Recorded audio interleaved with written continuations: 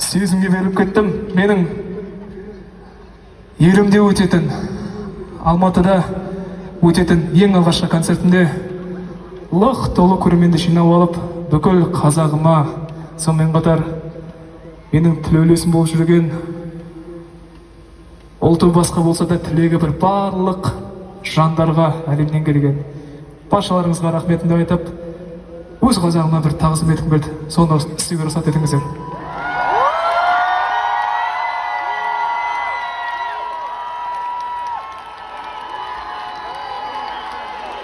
Үлкен рахмет.